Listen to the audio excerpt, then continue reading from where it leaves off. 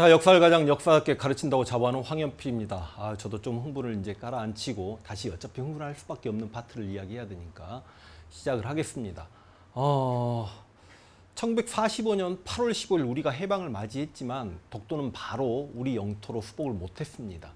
그러니까 여러분, 독도가 이 이영훈 씨가 반일 종족주의의 상징물이라고 이야기하는데 우리 입장에서는 독도가 왜 참 어떻게 보면 여러 자식들 중에 제일 막둥이 자식인데 키도 작고 좀 가난한 시절에 못 먹여가지고 이렇게 마음이 쓰이는 왜 그런 거냐면 우리가 일본에게 병합당하기 전에 가장 먼저 우리 영토 중에 빼앗긴 곳이 독도고요. 우리가 가장 나중에 되찾은 땅이 독도예요. 그럼 이제 독도를 어떻게 되찾냐?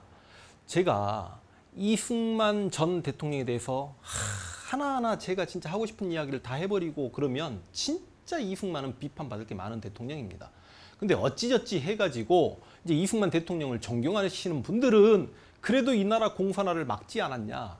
그래요. 그것도 이제 해석의 차이가 있겠습니다만 저는 굳이 이승만이 없었어도 충분히 공산화되지 않았다라고 생각하는 사람인데, 그런데 제가 언제 한번 살짝 이런 말을 던졌죠. 굳이 이승만 대통령이 정말 잘한 게 있다라면 그래도 이승만은 우리 이 한국인에게 독도를 선물했습니다. 무슨 말이냐? 1951년 샌프란시스코 강화 조약 때 독도를 일본이 포기하지 않으려고 해가지고 독도 관련 회의가 2번, 3번, 4번, 5번, 6번까지인가 열렸던가 그렇게 제가 알고 있습니다. 그런데 당시 미국 국무부의 러프크라는 사람이 우리 독도 우리 땅이야 라고 이렇게 미국 국무부에 보내니까 뭐라고 보냈냐면 1905년 이전에 독도가 한국 땅이었다는 근거가 없으니 조약에도 넣어주기 어렵다라고 했어요. 그래서 이영훈은 1952년 1월 이승만 대통령이 평화선을 발표했다 이렇게만 하고, 그렇게 지금까지 신증동력지 승남의 팔도 총도라든지 아니면 세종실록 지휘지라든지 여러분들 이건 낯설잖아요. 이것 가지고 이런 내용을 가지고 그렇게 자세히 반박하면서 독도는 우리 땅이 아니라고 이야기하셨던 했던 이영훈이 세상에 자신이 이승만 학당의 교장이면서 이승만의 가장 큰 업적 이렇게 한 줄로 끊고 넘어갑니다. 그러니까 말로는 이승만 학당의 교장이고 이승만을 진짜 존경하는데 날마다 아마 돌아가신 이승만 왜 독도를 우리 땅으로 만드셨습니까? 그냥 일본인들 주시지 왜 그러셨습니까? 하고 가슴을 치시나 봐요. 이승만이 유일하게 잘한 게 이건데. 그래서 우리 땅으로 인정을 못 받으니까 이승만이 열받아가지고 1952년 1월달에 이승만 라인을 그려버린 거 아니야. 대한민국 인접 해양의 주권에 대한 대통령의 선언을 공표하고 독도를 한국 수역으로 선언하는데 어느 정도 선언하냐면 배타적 경제 수역이 당시 3L인가 3L부터 12L이 적용을 받을 때 200L을 적용시켜가지고 우리 땅 해버린 거죠. 자, 이거 52년에 발표되고 그럼 52년이 언젠가 계산을 해봐. 한국전쟁 중에 이승만이 이걸 했단 말이야. 그런데도 일본 아이들이 계속 어선이 들어오고 하니까 이승만이 명령을 내려가지고요. 어선 300척인가 납포하고 4,000명 일본인 억류시켜버리고 그 과정에서 40몇 명 일본인을 죽여버리고 막 그렇죠. 일본 어부들. 사람 죽인 게 잘했다는 게 아니라 그만큼 독도는 우리 땅이라고 독도를 지키려는 의지가 이승만이 강했다니까. 이승만은 진짜 일본 싫어했어. 이승만 학당의 교장인데 왜 그렇게 일본이 좋습니까? 이게 이승만 라인입니다. 그래서 우리 땅이 됐어요. 그래서 한국의 독도 편입 됐습니까? 근데 이 독도에서 계속 시비가 걸리고 있었습니다. 근데 이승만이 강하게 대응했고 독도 수비대도 만들어졌어요. 그 다음 도대체 일본 측 자료를 통해서도 독도가 우리 땅인 게 여러 가지로 증명이 됐는데 그건 언급조차 안 해요. 제가 아까가 아니죠. 이제 미안합니다. 일부 2부 나눴으니까 안녕복 이야기하면서도 통항일남 이야기하면서 에도막부에서조차도 일본 어민들이 울릉도와 독도에 들어가지 말으라고 명령을 때렸다는 거 말씀드렸죠. 그것과 더불어서 이제 이런 지도가 있어요. 조선에서 울릉도와 독도를 바라보는 것이 도토리현에서 옥기섬을 바라보는 것과 같다. 이 편을 봐도 울릉도와 독도는 조선 땅이죠. 가장 최고 하이라이트가 삼국 접양 지도죠. 중국은 붉은색입니다. 중국 붉은색이에요. 조선은 황색이에요. 일본은 연한 녹색인데 여기 봐. 울릉도하고 독도 무슨 색입니까? 무슨 색이에요? 노란색이잖아요. 맞죠? 은주시청학기 17세기에 독도에 관한 일본 최초 문헌인데 울릉도와 독도는 고려의 영토라고 언급했고요. 그 다음 태정관문서, 태정관 일본에서 가장 중요한 결정하는 곳이 최고 정치기구예요. 행정기관인 태정관이 1877년 울릉도와 독도는 일본과 관계없다는 걸 밝힌 지령입니다. 이렇게까지 이야기해도 독도가 우리 땅이 아닙니까? 그리고 이제 마지막 페이지를 안 썼네요. 반일 종족주의에서 이용훈이 이렇게 이야기합니다. 독도는 한국인을 지배하는 반일 종족주의의 가장 치열한 상징이고 가장 신성한 토템으로 부상했다. 이런 저열한 정신세계. 진짜 이해를 못하겠습니다. 왜 저열하다라고 이야기하지? 아니 그러면 독도를 다케시마라고 하면서 계속 자기네 땅이라고 주장하는 일본도 저열하네. 이용훈 교수 한번 이야기해 보세요. 일본인도 저열하죠?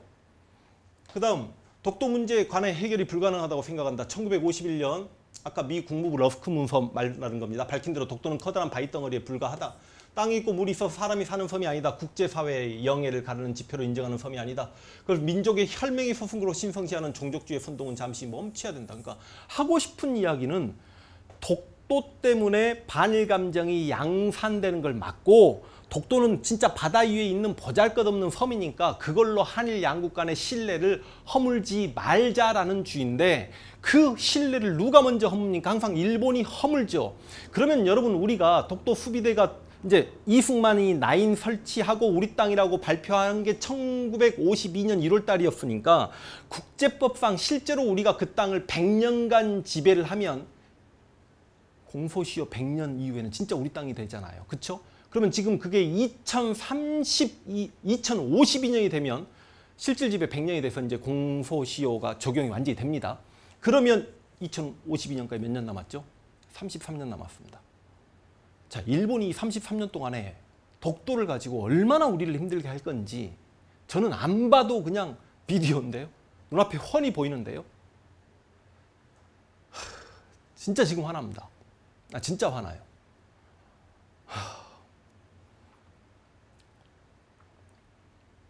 배 일부도 그랬고 여기 마지막도 그랬고 지금 다 원테이크로 왔는데 여기서 마지막 멘트가 정말 멋있는 멘트가 생각이 안 나지만 그냥 화가 나니까 그런 겁니다. 그래서 이렇게 독도가 우리 땅이 아니라고 했던 이용훈 교수의 반일 종족주의의 말도 안 된 책의 내용을 저는 나름대로 이렇게 반박을 했다라고 생각을 합니다. 그래서 여러분들이 보고 판단하시고 느끼시고 정말 그 책은 읽을 만한 가치가 없는 책이라는 말씀 드리면서 독도편을 이렇게 마무리할 수 있도록 하겠습니다. 수고하셨습니다.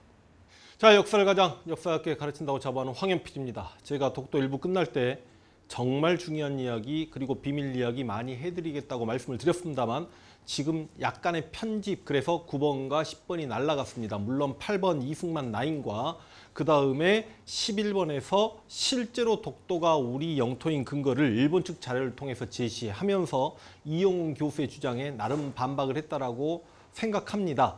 근데 9번, 10번에서는 이제 이승만이 독도를 우리 땅으로 만들고 난 다음에 이 대한민국 정부의 각 정권에서 독도와 관련된 어떤 움직임들을 보였는가 그 과정을 낱낱이 설명을 하다 보니까 이게 어떤 정권은 독도에 대해서 참 잘못한 것처럼 보였고 또 어떤 정권은 독도 문제 관련해서 굉장히 누명을 쓰고 있을 수밖에 없다라는 설명을 하게 되면서 저는 역사적 사실을 여러분들에게 전달해야 되는 당연하죠. 역사를 가르치는 사람이 거짓말을 해서도 안 되고 또 팩트를 전달해야 되겠습니다만 지금 현재 이용훈의 반일 종족주의 때문에 우리가 분노하고 또 제가 독도 1편을 찍었을 때 정말 댓글들이 저로 인해서 힘을 얻으셨다. 독도가 우리 영토임을 밝혀주셔서 너무 고맙다. 그렇게 말씀을 드렸는데 대한민국에서 이승만 라인 이후에 그 이후 정부에서 독도와 관련된 여러 행태들을 제가 일일이 설명하다 보면 이게 독도 관련 문제가 어느 정권과 어느 정권, 정치인들, 기존의 대통령들에 대한 잘잘못을 따지는 부분으로 넘어가 버릴까 봐 이것도 언젠가는 우리 국민들이 다 알아야 될 내용들이겠지만 독도가 완벽하게 우리 땅이 되고 우리 후학들이 그리고 우리 후배격 역사를 올바르게 가르치는 사람들에 의해서 이게 말씀되어졌으면 좋겠다라는 생각이 들고요. 저의 진짜 간절한 바람은 제가 현대사 관련해서 어떤 내용들을 설명할 때 이승만 박정희 분명히 독재했다라고 이야기하고 더한 내용도 다 이야기할 겁니다. 그럴 때 보수 측의 반박도 얼마든지 제가 겸허하게 수용하면서 얼마든지 토론의 장으로 만들어갈 자신이 있지만 독도 문제 가지고 보수와 진보, 좌우가 서로 싸우는 지금 이 상황에서는 내부 총질할 때가 아니라고 생각해서 눈물을 머금고 9번과 10번을 지웠습니다. 그래서 그 부분은 제가 정말 죄송하게 생각을 하고 나름의 정말 우리 국민들이 독도를 사랑하는 마음에 상처를 입지 않기 위해서 그랬다는 제 진심을 헤아려 주시고요. 저 진짜 잠 한숨도 못 잤습니다. 이걸 과연 내보내는 게 맞는 것일지. 저 이거 내보냈다고 해서 혹시나 어떤 정권에 대한 비판 의식이 보였을 거고 그로 인해서 막 비판받고 그건 1도 안 무서웠습니다. 근데 독도 문제 가지고 우리가 나눠져서 싸우면 이건 이영훈의 반일 종족주의에 우리가 노란한 꼴밖에 안 된다는 생각이 들었기 때문에 각 정권별로 독도 문제를 잘했다 못했다를 언급했던 부분을 감히 생략했음을 정말 진심으로 죄송하게 생각을 하고, 여러분이 박정희 정권, 전두환 정권, 김대중 정권, 노무현 정권 때 독도 관련해서 어떤 문제가 있었는지 스스로 찾아보시... 제가 이거 감히 숙제 내드리는 건 아닌데 이게 제가 역사 공부 조금 더 했다고 감히 이렇게 오만하게 제가 그렇게 말씀드리는 게 아님을 제 진심을 진짜 헤아려 주신다면 이렇게 편집하고 내보내지 않는 부분도 여러분이 이해해 주실 거라 믿습니다. 앞으로 어떤 독도 말고는, 정말 독도 말고는, 그리고 저는 현재 살아있는 정권이나 정치인에 대한 언급은 진짜 자제하겠습니다. 그러나 독도 말고는 지금까지 끝나버린 정권, 특히 그 정권의 대통령들이 돌아가신 상태면 얼마든지 역사의 도마 위에 올릴 수 있다, 그 인물들을 그렇게 생각하기 때문에 정말 1도 빼지 않고 가감하게, 정말 용감하게 다 진실을 이야기하겠습니다만, 독도 문제만큼은 우리가 힘을 합치고 똘똘 뭉쳐야 되는 입장에서 내부 총질하기 싫습니다. 그래서 이렇게 편집했음을 진심으로 죄송하게 생각하고 이해해 주시면 고맙겠습니다.